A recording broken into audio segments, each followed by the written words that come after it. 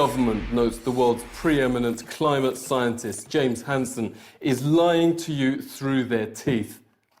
Obama, in his speeches, regularly talks about his green credentials.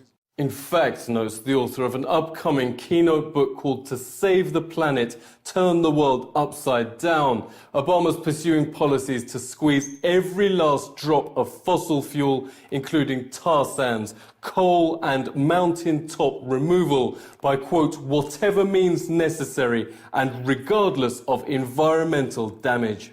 Huge tax breaks he gave fracking companies are a key reason the highly complicated procedure is financially viable. Green initiatives touted by government that make us feel good about ourselves, notes Truthout, are either useless or even more catastrophic than what they replace. While fracking giants assure us natural gas is a clean, safe alternative energy, numerous studies from NASA and Stanford University found vast methane emissions from wells make fracking actually, quote, the worst possible fuel for global warming. Greetings, citizens of the world. Funding has just been secured to break ground on the world's largest ocean current-driven power plant on the shores of Scotland. The plant is expected to supply the electrical needs of 175,000 homes once completed, with the initial delivery of electricity expected by 2016. The project will be built in the Pentland Firth in Scotland. The first phase of the project will include 61 tidal turbines, which will supply Scotland with enough power for 42,000 families. Eventually, there could be as many as 269 water turbines installed on the array, creating 398 megawatts of electricity. $83 million has been raised to start the first phase of the power plant.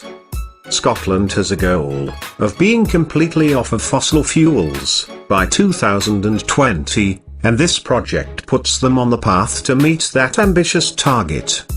Tidal energy works in a very similar manner to wind energy. In fact, the turbines look very similar, according to Mugen, the builder of the plant.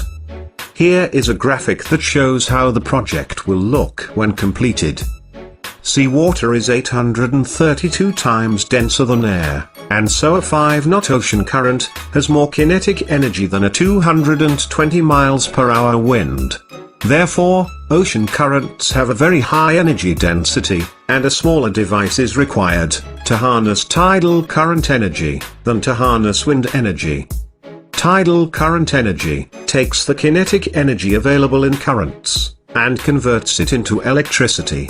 As oceans cover over 70% of planet Earth's surface, ocean energy, including wave power, tidal current power, and ocean thermal energy conversion, represents a vast source of energy, estimated at between 2,000 and 4,000 terawatt-hours per year, enough energy to continuously light between 2 and 4 billion 11-watt low-energy light bulbs. Due to the slower moving blades in water current power turbines, it is less likely that they will cause any harm to sea life or the surrounding ecosystem. Tidal turbines are much less disruptive to the flow of water than other types of tidal power, such as barrages, which actually traps and releases rising tide water. We are anonymous.